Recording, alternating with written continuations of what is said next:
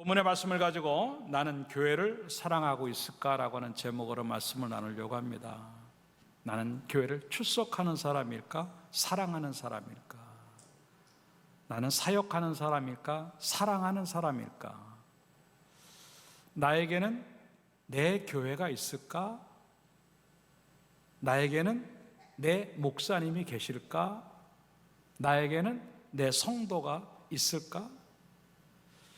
별로 생각하지 않았던 그런 이야기들이지만 뒤집어서 생각해보면 상당히 중요한 이야기들이, 그게 다른 데 있지 아니하고 교회를 사랑하는 마음속에서 그게 존재한다고 하는 것인데, 오늘 본문의 이야기가 그거예요. 골로새라고 하는 교회입니다. 비록 인간적인 게 약하고 세상적인 게 좀 부족하다 할지라도 그거와 상관없이 복음의 역사가 일어나니까 교회가 교회되고 예배가 예배되고 성도가 성도다운 모습으로 바뀌면서 큰 일을 감당하게 되는 그 모습이에요. 그러면서 이 사도 바울은 그들에게 바른 교회관을 심어줍니다.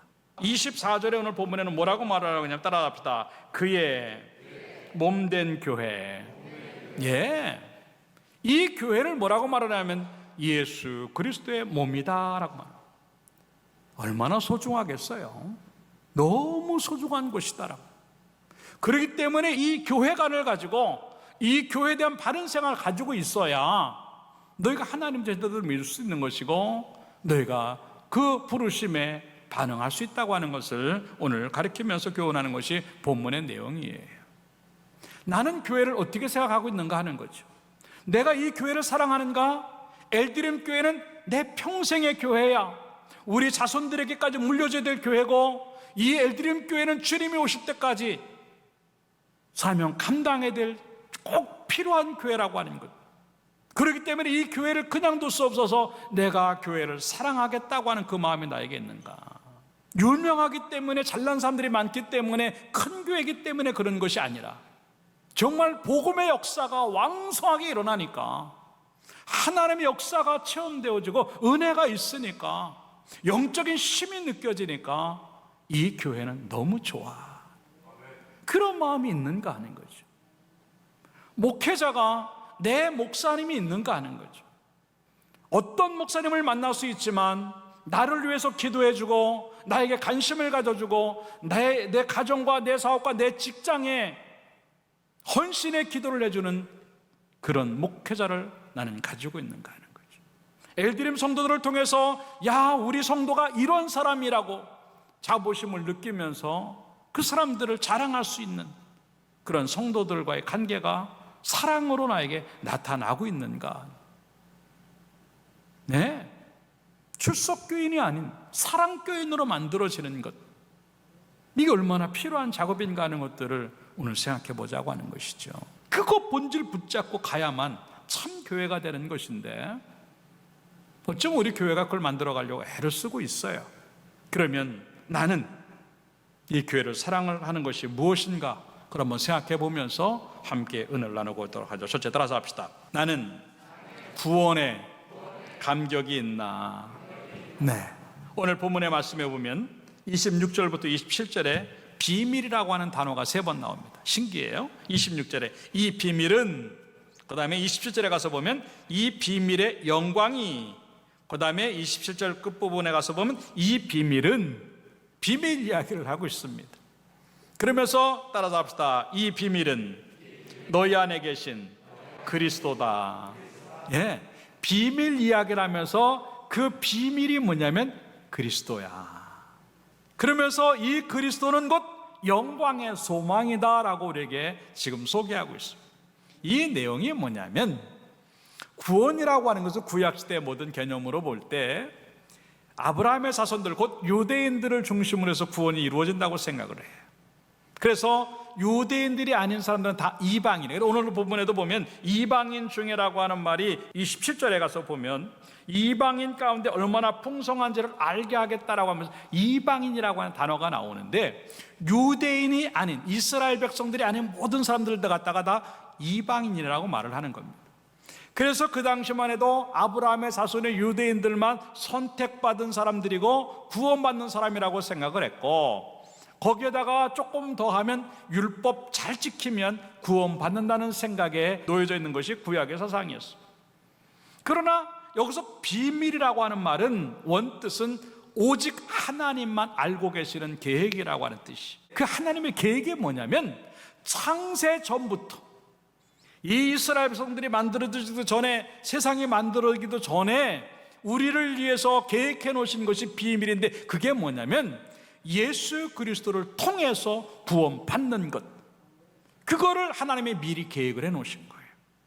그리고 나서 예수 그리스도가 이 땅에 오시고, 예수 그리스도가 십자가에 달려 돌아가시고 죽으신 지 사흘 만에 부활하셔서 모든 믿는 자들의 첫 열매가 되고, 이제는 예수 그리스도를 믿음으로 인해서 구원을 받게 되는 것, 이스라엘 백성들의 구원이 밀려나가고 예수 그리스도로 인한 구원의 역사가 이루어지는 것, 그래서 그 비밀스러운 일이 예수 그리스도로 인해서 폭로가 되어지고 드러나죠.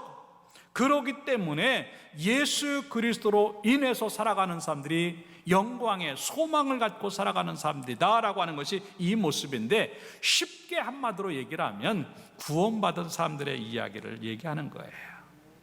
구원받은 사람들의 이야기가 뭐냐면 곧 우리 속에 예수 그리스도가 계신 것, 그게 바로 비밀이라고 하는 거예요. 이 말을 좀 더 우리들에게 현실적인 얘기로 하면 뭐냐면, 나는 예수 그리스도로 인해서 구원의 경험이 있는가, 그리고 그 구원 때문에 내 마음이 감동이 되고 설레고 감격이 오는가 하는 것이 이게 이 말씀이에요.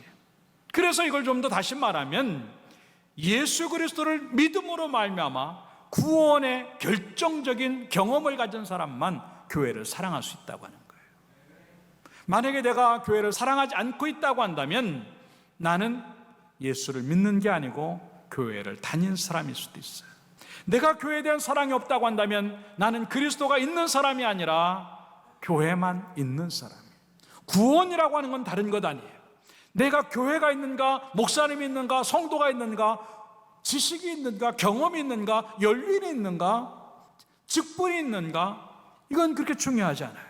내가 구원받았다고 하는 것은 내 속에 그리스도가 계신가 하는 거예요. 그리스도가 우리 가운데 놓여져 있으면요, 복음의 역사 일어날 수밖에 없고, 계속 우리 마음속에서 몸된 교회, 예수 그리스도의 몸된 이 교회가 그냥 보이지 않는 거예요. 가장 소중한 공간으로 보이고, 내가 사랑해야만 하는 그 공간이 바로 이곳이라고 하는 것을 지금 우리에게 소개하고 있는 겁니다. 근데 이러한 구원의 감격이 있는 사람만 하나님의 교회를 사랑할 수 있다고 하는 것인데, 나는 그게 있는가 하는 거예요. 근데 하나님은 우리를 구원하실 때 제일 먼저 한 게 뭐냐면 예수 그리스도의 보혈로 나를 용서하셨다고 하는 거예요. 죄를 짓고 안 짓고는 이제는 천국에 가느냐 안 가느냐의 문제가 아니에요. 이 땅에 사는 동안 하나님의 복을 누릴 수 있는가, 천국에 가서 내가 죄 안 짓고 산 것 때문에 상급이 있는가의 문제지. 근데 어쩌보면 이 구원을 너무 쉽게 받았기 때문에, 용서를 너무나 쉽게 받았기 때문에 실감이 안 날 수 있어요. 근데 구원받는데 우리는 아무것도 안 했단 말입니다. 그러니까 가치가 없는 거예요. 근데 왜 아무것도 안 해요? 나는 아무것도 안 했지만 하나님 편에서는 나를 구원시키기 위해서 예수 그리스도를 죽이셨단 말입니다. 내가 뭐 대단한 사람인데 구원을 받았다고 한다면 뭐 자격 때문에 그럴 수 있다 그러죠. 조건이 괜찮으니까 구원받았다고 할 수 있겠죠. 그러나 아니거든요. 우리는 죄인 중에 죄인이에요. 그렇게 내셀 것 없는 나, 자격 없는 나를 위해서 예수 그리스도를 죽이면서 나를 구원시키셨다? 영광이요 영광인 줄로 믿습니다.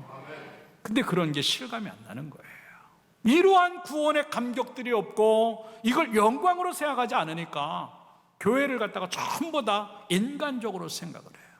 하나님이 빠진 인본주의만 있고 사람 냄새만 나는 그런 교회가 되는 게 너무 많은 거예요. 자기 조건에 맞으면 교회가 좋은 교회고, 자기 생각에 맞고 자기가 원하는 대로 필요가 채워지면 그 교회는 좋은 교회지만, 그게 아닐 때는 별로 좋은 교회가 아니고, 그러한 자기 만족이 주어지지 않을 때는 언제든지 떠날 수밖에 없고 떠날 준비를 하는 그러한 성도들이 되는 경우가 참 많다라고 하는 거죠. 교회는 그런 곳이 아니에요. 마태복음 21장 12절에 보면은요, 성전을 청결케 하시는 예수님의 이 모습이 나옵니다. 예수께서 성전에 들어가사 성전 안에서 매매하는 모든 사람들을 내쫓으시며 돈 바꾸는 사람들의 상과 비둘기 파는 사람들의 의자를 둘러엎으시고 그들에게 이르시되 기록된 바 따라 잡으사 내 집은 기도하는 집이라. 그런데 너희는 강도의 소굴을 만드는도다.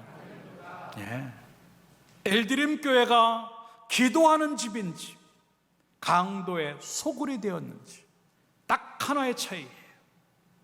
하나님을 구하는지 사람을 구하는지 영적인 것을 구하는지 세상적인 것들을 구하는지에 따라서 기도하는 집도 될 수 있고 강도의 소굴도 될 수 있는 거예요. 여러분, 어떤 교회를 다니고 싶습니까? 그 다니고 싶은 교회가 엘드림 교회입니까? 예, 그렇게 만드시기를 주님의 이름으로 축원합니다. 그걸 누가 만드는 게 아니라 내가 만드는 거예요.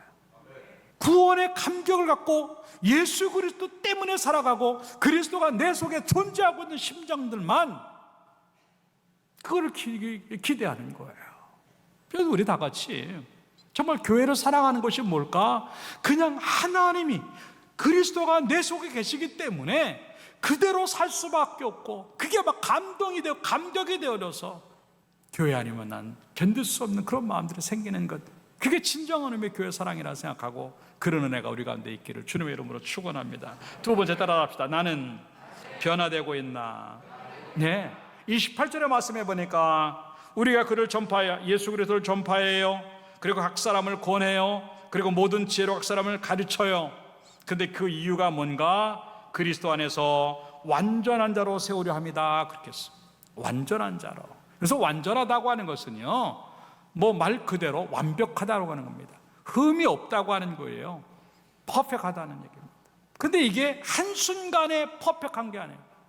한순간 완벽한 게 아니라 가르침을 통해서 계속적으로 성장하고 성숙되어져서 어느 순간에 최상에까지 가는 거예요. 이게 바로 우리가 지금 얘기하고 있는 회복을 넘어 최상으로 가는 그 모습, 그게 완전함이라. 나는 예수를 믿으면서 변화되고 있는가? 아니면 변질되고 있는가? 한 1, 2년 정도는 예수를 믿거나 한 1, 2년 정도 교회를 만나면 많이 변해요. 근데 3년 정도 되고 한 5년 정도 되면요, 알만큼 안다고 긴장감 떨어지고요, 변질되기 시작합니다. 그렇게 좋았던 교회가, 그렇게 사랑스러웠던 교회가, 그렇게 존경스럽던 목사님이 별로예요. 그 순간에 내 신앙은 계속 무너지고 그 순간에 우리는 교회로부터 자꾸 멀어지고 무슨 생각을 사단이 심어주냐면 교회 떠나. 그런데 하나님이 이 교회를 존재하게 하셨다면, 그리고 나를 이곳에 보내셨다고 한다면 나는 그 일을 위해서 이 교회를 세우라고 나를 완전한 자로 자꾸 만드시려고 이 교회로 보내신 줄로 믿고 변질되지 말고 조금이라도 계속 변화되는 모습을 통해서 예수 그리스도를 닮아가고 하나님의 말씀에 순종되어지고 복음에 어울리는 그러한 인생을 만들고 믿음을 만들어 나가기를 주님의 이름으로 축원합니다. 이게 바로 위에 읽지는 않았지만 22절에는 그렇게 얘기를 합니다. 이제는 그 육체의 죽음으로 말미암아 화목하게 해서 너희를 거룩하고 흠없고 책망할 것이 없는 자로 그 앞에 세우고자 한다. 이게 변화라고 하는 거예요. 처음에는 다 엉망이었죠. 그래서 예수를 믿고 복음을 접하니까, 제대로 된 교회를 만나고 설교를 듣고 가르침을 받으니까 변화되기 시작하는 거예요. 하나님이 원하시는 대로. 예수를 만나면서 뭐가 변화됐습니까? 그런 변화가 없다고 하는 것은 어쩌면 내 믿음이 가짜일 수도 있고, 그런 변화가 없다고 하는 것은 곧 우리를 갖다가 교회로부터 자꾸 멀어지게 하는 거예요. 교회 사랑이 그 속에 들어갈 수 없다고 하는 것을 우리에게 지금 얘기하고 있는 겁니다. 자녀들이 철이 들어야 부모를 소중하게 생각하고 사랑하게 되는 거예요. 그 철 드는 데까지 가는 시간이 필요한데 나는 그러한 철이 지금 든 신앙인가 하는, 이 교회가 소중하게 느껴지고 내 교회, 내 목사님, 내 성도로 느껴지는가 하는 거죠. 이 교회를 소중하게 생각할 정도로 내가 변화되지 않으면 우리는 이 교회에서 아무것도 얻을 것도 없고 오히려 사랑은 점점 멀어지고 식어지면서 교회를 떠날 수밖에 없다고 하는 것을 우리에게 지금 얘기하고 있는 겁니다. 사도 바울도 그랬어요. 예수를 처음 만날 때는요, 그는요 굉장히 나쁜 사람이었습니다. 예수님을 만나고 인생의 통째로 변합니다. 그럴 때 뭐라고 이 사도 바울은 고백을 하냐면 디모데전서 1장 13절부터 얘기해요. 내가 전에는 비방자요, 박해자요, 폭행자였다. 그러면 자기는 죄인 중에 괴수라고 그렇게 자기를 소개합니다. 그랬던 사도 바울이요, 주님 때문에 죽음까지도 불사하는 멋진 사람으로 변화되는 것, 이게 진정한 의미의 주님을 사랑하는 것이고, 교회 때문에 자기의 목숨을 내놓는 그 사랑이 그것이라고 하는 것을 우리에게 지금 얘기하고 있는 겁니다. 나는 지금 어떤가? 변화되고 있는가? 처음에 교회 나왔을 때보다도 이 교회가 점점 더 좋게 느껴지고, 부정적인 생각들 없어지고, 불평이 없어지고, 좀 더 나아지고 있는가? 내가 예수 믿기 전에 거짓말쟁이였는데 진실한 사람으로 바뀌는가? 분노하고 화 잘 내는 사람이었는데 온유한 사람으로 바뀌고 있는가? 술, 담배 좋아하고 엉망으로 살던 내가 진실함으로 깨끗하게 살려고 애를 쓰고 있는가?